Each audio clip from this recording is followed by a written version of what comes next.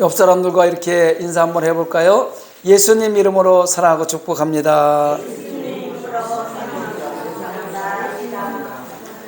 저도 여러분들을 예수님 이름으로 사랑하고 축복합니다. 오늘도 동영상으로 예배드리는 성산가족 여러분, 여러분들을 예수님 이름으로 사랑하고 축복합니다. 한번 따라합니다. 자녀들아,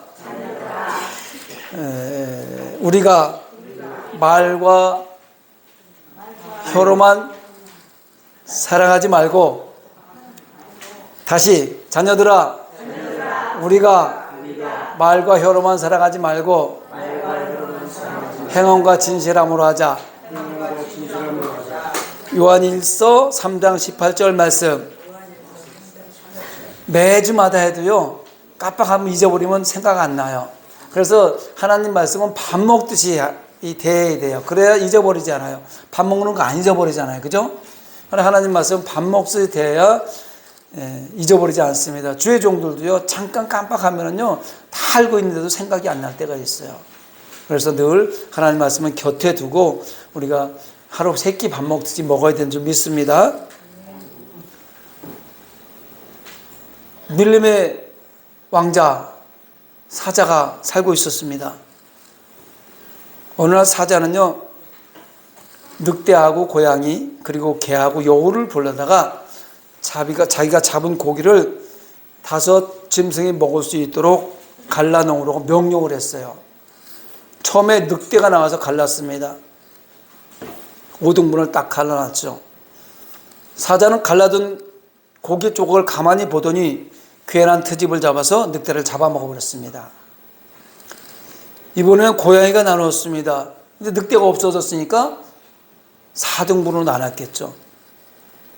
이번에 나누어진 고기를 보더니 느닷없이 너는 왜 나를 닮았느냐고 하면서 고양이를 잡아먹어버렸습니다. 이번엔 개의 차례입니다. 물론 늑대와 고양이가 없으니까 3등분을 했겠죠. 화가 난 사자는 넌 왜 사람들 앞에서 살살거리냐고, 재수가 없다고 개를 잡아먹고 있습니다. 개들이 살살거리잖아요. 맨 나중까지 남은 여우는 이것을 보고는 자기 차례가 오자 많은 양의 고기를 듬뿍 갈라서 사자 앞에 놓고 자기 앞에는 아주 조그만 고기 덩어리를 해서 2등분 했습니다. 그리고 사자님 똑같이 나누었습니다. 그때서 사자는 기분이 좋아서 여우를 칭찬하면서 그래 누가 이런 것을 가르치더냐 이렇게 물었습니다. 여우는 제 앞에서 죽은 3 친구의 죽음이 가르쳐 주었습니다. 이렇게 대답했어요. 여러분 5등분으로 정직하게 나눈 것은 다 죽었어요. 4등분으로 정직하게 나눈 동물도 죽었어요. 정직하면 죽는다는 것, 살면서 배우고 요령을 알아서 생명을 연장하는 교수법, 그래서 거짓을 선택하더라도 희생되지 않는 비진리를 동물들을 통해서 보여주는 우화예요. 웃으면서 우리가 이야기를 듣고 이야기했지만 사실은요, 이건 웃을 일이 아니잖아요. 그럼에도 불구하고 우리들은, 성도인 저와 여러분은 얼마나 많이 이 거짓 속에서 배워온 것들로 오염되어 있다는 사실도 모르는 채 살아가고 있는지 모릅니다. 이것이 진리인 양, 힘의 논리에 의해서 모든 것이 끌려가는 안타까운 현실 가운데 그것이 맞는 것처럼 동조하면서 살아가고 있는 모습이 저와 여러분의 모습인 것 같습니다. 여러분은 자신의 유익을 위해서 생존 전쟁이라는 이 시대에서 살아남기 위해서 비진리에 타협하고 하나님을 기쁘시게 하지 못하고 살아가는 사람은 아닙니까? 말씀을 준비하면서 저는 나 스스로에게 질문을 던져보았습니다. 힘들고 어려운 생존 전쟁이라는 이 삶의 터전에서 살아남기 위해서 비진리에 타협하고 하나님을 기쁘시게 하기보다는 내 기쁨을 위해서 살아가고 있는 목회자는 아닌가 질문을 던져보았습니다. 그래서 저는 오늘 로마서 12장 1절로 2절을 본문에서 하나님을 기쁘시게 하는 사람이라는 제목으로 은혜의 말씀을 나누려고 합니다. 한번 따라하겠습니다. 하나님을 기쁘시게 하는 사람. 옆 사람을 보면서 이렇게 인사할까요? 당신은 하나님을 기쁘시게 하는 사람입니다.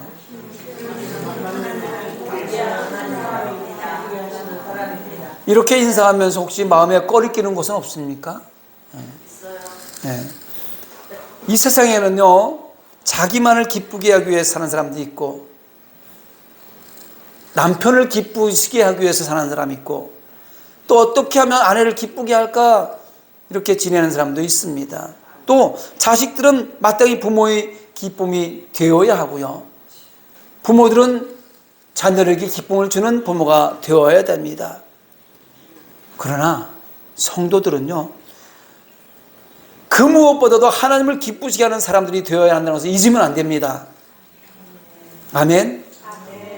에베소 5장 10절에 보면요, 주께 기쁘시게 할 것이 무엇인가 시험하여 보라 말씀하셨습니다. 오늘 본문 말씀으로 봐서 12장 2절 하반절에도 보면 하나님의 선하시고 기뻐하시고 온전하신 뜻이 무엇이든지 분별하도록 하라 말씀하셨습니다. 하나님이 선하게 보시고 기뻐하실 일 무엇인지 분별해서 매일매일 살아가라고 하신 말씀이 바로 이 말씀이에요. 우리 성도들은 물론 아내는 남편을 기쁘게 하고, 남편 아내를 기쁘게 하고, 자녀는 부모를 기쁘게 하고, 부모는 자녀를 기쁘게 해야겠지만, 그 무엇보다 우리의 창조자와 주권자 되시는 하나님, 내 죄를 위해 독생자 예수 그리스도를 이 땅에 보내주시고 십자가에서 죽이기까지 하신 그 하나님을 제일로 기쁘시게 해드려야 할 것이 의무입니다. 하나님을 기쁘시게 하면요, 진정한 의미에서 나도 기쁘게 되고, 내가 기쁘니까 내 가정도 기쁘고, 이런 사람이 함께 모여 예배하는 믿음의 공동체도 기쁘게 되는 것입니다. 여러분, 미국이 어떻게 해서 세계를 지배하는 복받은 나라가 되었는지 아십니까? 그들의 조상 청교도들이 신앙의 자유를 위해 아메리카 대륙으로 건너간 다음에 제일 먼저 자기들이 살 집을 지은 것이 아니라 예배당을 지었습니다. 그리고 낯선 땅에 와서 먹을 게 없으니까 굶어 죽어가는 사람이 많았지만, 농사를 다 짓고 나서 제일 먼저 가장 좋은 곳으로 그 열매를 하나님 앞에 드리면서 감사 예배를 드림으로써 하나님을 기쁘시게 하셨던 겁니다. 이 모습이, 하나님을 기쁘시게 했던 이 아름다운 예배의 모습이 그 나라를, 미국을, 세계를 지배하는 강대국으로 복받은 나라로 만들어 주신 것입니다. 오늘날도 마찬가지입니다. 나에게 기쁜 일이 아니더라도, 사람들이 기뻐하지 않는 일이라도 어떻게 하면 하나님을 기쁘시게 할까, 여기에 우리 하나님의 백성들 최선을 다해야 돼요. 나는 좀 힘들고 우리 믿음의 공동체는 부담이 갈 수 있지만 어떻게 하면 하나님을 기쁘시게 해드릴까, 여기에 우리는 생각을 몰두해야 됩니다.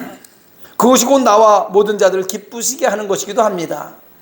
그러면 성경에서 말하고 있는 하나님이 기뻐하시라면 어떤 사람일까? 히브리서 11장 6절에 보니까 믿음이 없이는 하나님을 기쁘시게 하지 못하나니 하나님께 나아가는데 반드시 그가 계신 것과 또한 그가 자기를 찾는 자들에게 상 주시는 이심을 믿어야 할지니라. 할렐루야. 믿음이 있는 사람을 기뻐하신다고 히브리 기자는 말하고 있습니다.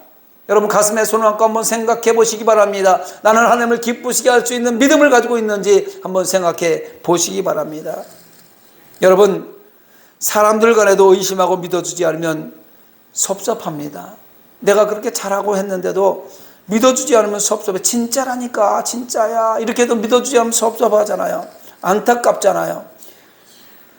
반대로 자신을 신뢰해주고 의지하는 사람에 대해서는 애정을 갖게 됩니다. 나는 네가 무슨 일을 하든지 믿어. 지금까지 살아온 너의 모습을 보면서 네가 아니라는 거 믿어. 이렇게 믿어줬을 때 애정을 갖게 되고 신뢰하는 거예요. 마찬가지로 하나님께서도요, 하나님 당신을 믿어주는 사람을 기뻐하십니다. 하나님이 계신 것을 믿고, 하나님 말씀을 그대로 믿고, 하나님께 기도하면 들을 것 믿는 사람, 이런 사람은 하나님이 기뻐하시는 겁니다. 하나님 계시나? 말씀을 믿을 수 있나? 의심을 갖거나 이러면 안 돼요. 기도하면 반드시 들어줄 것을 믿고 기도하라고 그랬어요. 그런 사람 하나님이 기뻐하신단 말입니다. 예수님은 독생자 하나님의 아들이시고 내 대신 십자가에 피 흘려 죽으심으로 구속해 주시고 부활하신 분임을 믿을 때 그 사람이 구원을 받고 하나님이 기뻐하시는 자녀가 되는 것입니다. 할렐루야. 창세기 15장 6절에 보면요, 아브라함이 여호와를 믿으니 여호와께서 이를 그의 의로 여기시려고 이렇게 말씀하셨습니다. 여러분, 아브라함이 본토 친척 아비집을 떠나서 가나안 땅으로 오면서 착한 일을 많이 한 게 없어요. 자기 아내를 누이라고 속이기도 하고요, 하나님 앞에 죄도 많이 졌어요. 하나님을 기쁘시게 했던 일이 착한 일을 많이 해서 그런 것이 아니고 그 믿음으로 의로 여기셨다고 이야기하는 겁니다. 여러분, 예수님이 세상에 계실 때요, 세상에 공생의 사역을 할 때 제일 놀라시고 감탄하시고 기뻐하시면서 칭찬하는 사람이 누군지 아십니까? 이방인이었던 백부장, 그 사람을 가장 칭찬했어요. 하루는 그가 내 하인이 죽게 되었으니 좀 고쳐주십시오 이렇게 얘기했습니다. 예수님이 그래 가자, 내가 고쳐주겠다. 백부장이 하는 말이 아니 안 가셔도 됩니다. 말씀만 해주십시오. 감히 우리 집에 들어오심을 감당하지 못하겠습니다. 말씀만 하셔도 나을 것 같습니다. 이렇게 믿고 간구한 거예요. 그때 예수님 깜짝 놀랐습니다. 그리고 말씀하시기를 내가 이스라엘 사람 중에 아무에게서도 이러한 믿음을 만나보지 못하였노라 하시고 가라 내 믿음대로 될지어다 하시니 그 시간에 하인이 나왔다고 마태복음 8장, 누가복음 7장, 요한복음 4장에 똑같은 내용이 기록되어 있습니다. 예수님은요, 혈통이 좋거나 재물이 많거나 학식이 많거나 도덕적으로 훌륭한 사람보다 믿음이 큰 사람을 볼 때 제일 기뻐하셨습니다. 그렇습니다. 믿음이 크면 하나님을 크게 기쁘시게 할 수 있고, 믿음이 작으면 하나님을 조금밖에 기쁘시게 못해요. 여러분, 하나님을 크게 기쁘시게 하고 싶으세요? 아니면 조금만 기쁘시게 하고 싶으세요? 스스로 한번 물어보시기 바랍니다. 부모도 기쁘게 하면 부모가 그 자녀에게 뭘 줄까 지금 고민하고 있는데, 하나님을 기쁘시게 하려면, 하나님을 크게 기쁘게 하면 하나님이 누르고 흔들어 넘치도록 주지 않겠어요? 그렇기 때문에 기도할 때 무엇보다도 하나님 나에게 큰 믿음을 주셔서 하나님을 많이 기쁘시게 하고 큰 일을 하게 하옵소서, 이렇게 기도하셔야 돼요. 큰 믿음을 소유하는 여러분이 되시기 바랍니다. 또 하나님을 기쁘시게 하는 사람은 에스겔 33장 11절에 보니까 주 여호와의 말씀이니라 나의 삶을 두고 맹세하노니 나는 악인의 죽는 것을 기뻐하지 아니하고 악인이 그의 길에 돌이켜 떠나 사는 것을 기뻐하노라 말씀하셨습니다. 하나님은요, 아무리 흉악한 죄인이라도 세상에서 수많은 많은 죄를 졌을지라도 그 죄로 말미암아 멸망하고 죽는 것을 기뻐하지 아니하시고 그 죄에서 돌이켜 회개하고 구원받는 것을 기뻐하신다는 말씀인 겁니다. 누가복음 15장에 보면 이에 대해서 세 가지 비유를 들어서 말씀하십니다. 어떤 사람이 양 100마리가 있었습니다. 그 중에 한 마리를 양을 잃어버렸습니다. 그래서 그 한 마리 잃은 양을 찾기 위해서 산과 들을 헤매다가 찾은 후에 너무 기뻐서 어깨에 메고 돌아와서 큰 잔치를 열고 기뻐했다고 합니다. 또 10 드라크마를 가진 여인이 잃어버린 한 드라크마를 부지런히 찾아서 발견한 후에 벗과 이웃을 불러서 잔치하며 기뻐했다고 합니다. 또 집을 나간 탕자 이야기가 나옵니다. 아버지는 그 아들을 끝까지 기다려 모든 것을 탕진하고 돌아온 아들을 맞아주고 큰 잔치를 베풀어서 기뻐했다고 합니다. 여러분, 하나님께서도 이와 같이 죄인 하나가 회개하고 돌아가는 것을, 돌이키는 것을 기뻐합니다. 세상 가운데 죄 가운데 있는 사람들이, 그 한 사람이 이곳에 와서 다시 한번 회개하고 돌아와서 하나님 앞에 예배하는 예배자가 되면은 천하보다 귀하다고 하나님이 기뻐하시는 거예요. 살인 강도라도 도둑질한 사람이라도 창녀라도 회개하고 돌이키면 하나님께서는 이보다 더 큰 기쁨이 없다고 말씀하시는 겁니다. 회개는요, 즉시하고 철저히 해야 합니다. 살다 보면 잘못하죠. 잘못하면 죄를 짓죠. 살다 보면 죄를 짓죠. 생각나고 죄 지은 것이 있으면 즉시 철저히 회개하고 돌이키시기 바랍니다. 그것을 우리 하나님은 기뻐하시는 거예요. 어떤 사람은요, 전도하다 보면 자기는 죄를 하도 많이 져서 염치가 없어서 회개를 못 하겠대요. 교회를 못 가겠대요. 그러나 아무리 염치가 없어도 진실로 하나님 앞에서 돌이켜 회개하면은요, 우리 하나님은 기뻐하시고 용서해 주십니다. 또 어떤 사람은요, 회개하기를 자꾸 미뤄요. 요거까지만 하고, 여기까지는 내가 하고, 이걸만을 이루고, 이렇게 미룹니다. 스펄전 목사님 말합니다. 하나님의 달력은 오늘이요, 마귀의 달력은 내일이다. 회개를 미루는 것은요, 회개를 미루게 만드는 것은 마귀의 전략이에요. 내일 하라는 거죠. 오늘까지만 하고 내일 하라는 거죠. 그러나 오늘은 늘 존재하는 거예요. 내일이 되면 또 오늘이 되는 거예요. 그래서 마귀의 달력은 내일이라고 계속 얘기하는 거예요. 죽을 때까지 내일이 있어요. 여러분, 예수님께서 말씀하시기를요, 나는 의를 부르러 온 것이 아니라 죄인을 불러 회개케 하기 위해서 왔다 말씀하시고 있습니다. 하나님은 회개하고 돌아오는 사람을 기뻐하십니다. 또한 하나님은 기록된 말씀에 아멘으로 순종하는 사람을 통해 기뻐하십니다. 사무엘상 15장 22절에 보니까 사무엘이 이르되 여호와께서 번제와 다른 제사를 그의 목소리에 청종하는 것을 좋아하신 같이 좋아하시겠나이까? 순종이 제사보다 낫고 듣는 것이 수양의 기름보다 나으니라, 이렇게 말하고 있습니다. 하나님께서는요, 이스라엘과 아말렉이 싸웠을 때 모든 우양이나 생명은 다 진멸해 버리라고, 살아 숨쉬는 건 다 죽여버리라고 말씀하셨는데, 사울이 욕심이 생겨서 살찌고 기름진 우양을 살려가지고 왔어요. 이때 사무엘에서 왜 이것을 살려가지고 왔느냐 묻자 사울은요, 뭐라고 대답하냐면 하나님께 제사를 드리려고 가지고 왔다고 변명합니다. 그래서 사무엘 선지자가 얘기하는 거예요. 순종이 제사보다 낫다. 듣는 것이 수양의 기름보다 낫다. 하나님 말씀하시면 하나님 말씀을 그대로 아멘으로 순종하는 것이 훨씬 낫다. 아무리 좋은 거 가져와 소용없어. 하나님의 말씀에 거역하는 것은 점치고 굿하는 사술의 죄와 같고, 완고해서 제 고집대로 하는 것은 우상에 절하는 자와 같다고 말하고 있는 겁니다. 그렇습니다. 순종하지 아니하는 것은 하나님이 기뻐하지 않습니다. 순종하는 자식이 부모를 기쁘게 합니다. 순종하는 교인을 볼 때 담임 목사는 기쁩니다. 그리고 하나님의 말씀 앞에 겸손하고 온전하게 순종하는 그런 사람을 하나님이 진정 기뻐 받으십니다. 그러므로 하나님 말씀을 온전히 순종하는 성도 되시기를 예수님 이름으로 부탁합니다. 잠언서 21장 3절을 보니까 공의와 정의를 행하는 것은 제사 드리는 것보다 여호와께서 기쁘게 여기시느니라. 제사 드리는 것보다 하나님 말씀 공의와 정의를 행하는 것이 훨씬 하나님이 기쁘다는 거예요. 공의와 정의를 행하는 사람이 하나님을 기쁘시게 하는 사람.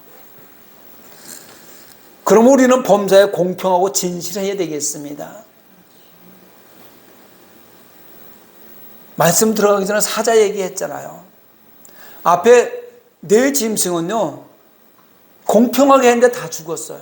세상은 그래요. 공평하고 정직하면 죽입니다. 힘의 논리에서 힘센 사람 앞에 아부하고 힘의 논리에서 힘센 사람 앞에 줄 서면은 성공하는 게 세상이에요. 그러나 하나님께서는요, 공평하고 진실하고 말씀하십니다. 그런 사람 때문에 기뻐한다고 말씀하시는 거예요. 악한 것은 악하다, 의로운 것은 의롭다 하는 것은 성경적이에요. 사사로운 감정에 지배되어서 인정과 애정에 끌려서 잘못 가는 길을 제 길로 가고 있다고 말해줘도 안 되고요, 옳은 것을 잘못됐다고 말하는 것은 더 안 되고요, 그렇게 얘기하는 사람은 공의 하나님께서 기뻐하지 않습니다. 옳은 것은 옳다, 그런 것은 그렇다, 진리, 말씀을 얘기하는 거예요. 우리 삶 가운데 일어나는 것은 이해하고 용서하고 화해하고 이럴 것들이 있지만 진리 가운데서 말씀을 나눌 때 하는 얘기입니다. 진리를 왜곡하면 안 된다는 얘기예요. 빌라도 총독은요, 죄 없는 예수님을 의롭다고 바로 판단하지 못하고 사람들 목소리가 두려워서 죄인으로 판단해서 넘겨주었기 때문에 2000년 역사를 내려오면서 오늘도 우리 사도신경에서 얘기했죠. 수억 명의 사람들이 사도신경을 읽으면서 빌라도에게 고난을 받으사 십자가에 못 박혀 죽으시고, 이거를요 계속 얘기하는 거예요. 계속 부르짖게 된 것입니다.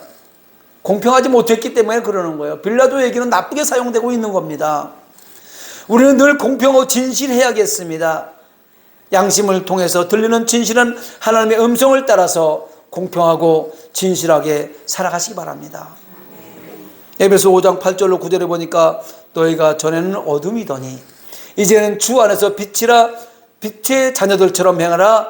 빛의 열매는 모든 착감과 의로움과 진실함에 있느라고 말씀하고 있습니다.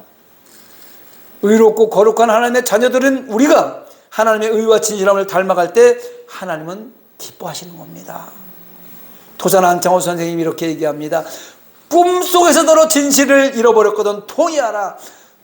꿈속에서라도 진실을 혹시라도 왜곡하나 잃어버렸으면 회개하려는 거예요. 우리는 하나님 앞에서 늘 공평하고 진실하도 힘써야 됩니다.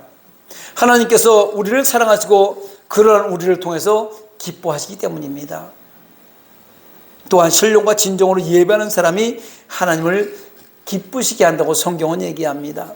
요한복음 4장 23절에 보니까 아버지께 참되게 예배하는 자들은 영과 진리로 예배할지니라. 때가 오나니 곧 이때라. 아버지께서 자기에게 이렇게 예배하는 자들을 찾으시느니라 말씀하셨습니다.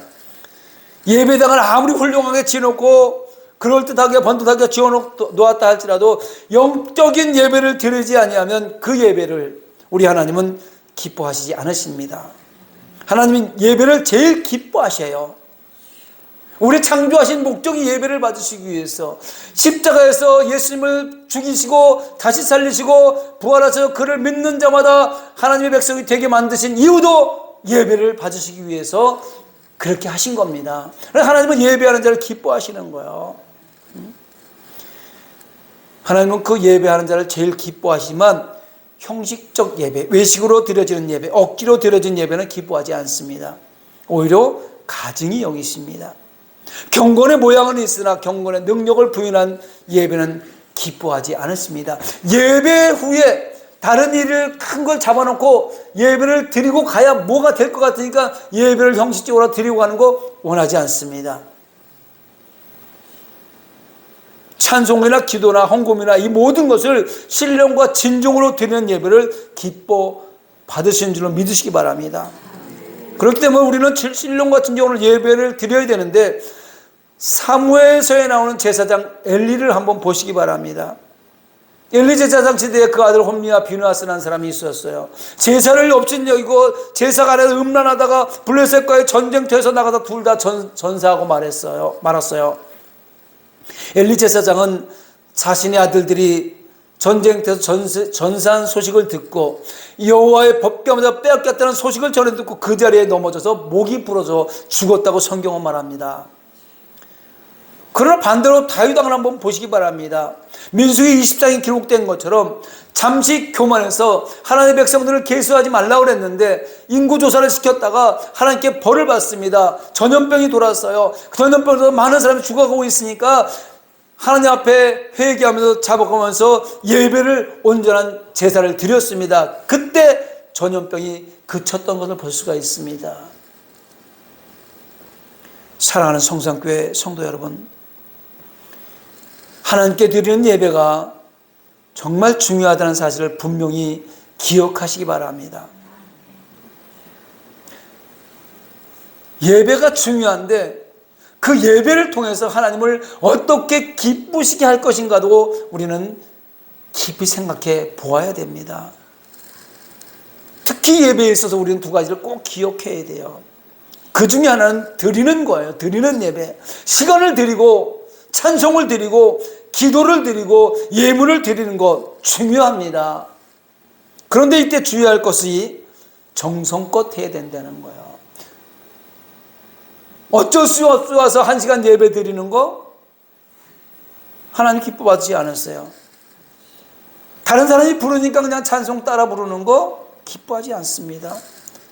중언부언하는 기도 하나님 기뻐하지 않으세요. 인색함으로 억지로 드리는 예물 하나님이 기뻐하지 않습니다. 정성껏 드리는 것을 하나님이 기뻐하십니다. 드렸으니까 받는 복이 있잖아요. 받는 복. 정성껏 드려야 받는 것이 있는데 은혜를 받습니다. 말씀을 받습니다. 말씀은 생명이기 때문에 생명을 받는 겁니다.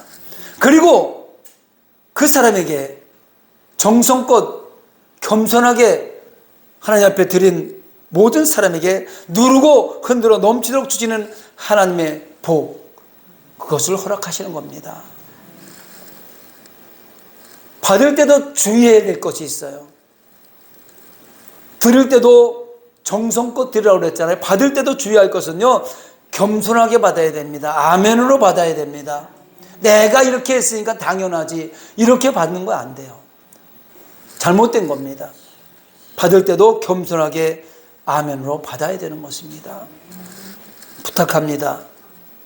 믿음으로, 회개함으로, 순종함으로, 공의와 정의를 행함으로, 신령과 진정으로 예배를 드림으로 하나님이 기뻐하시는 성도가 모두 되시기를 예수님 이름으로 축원합니다.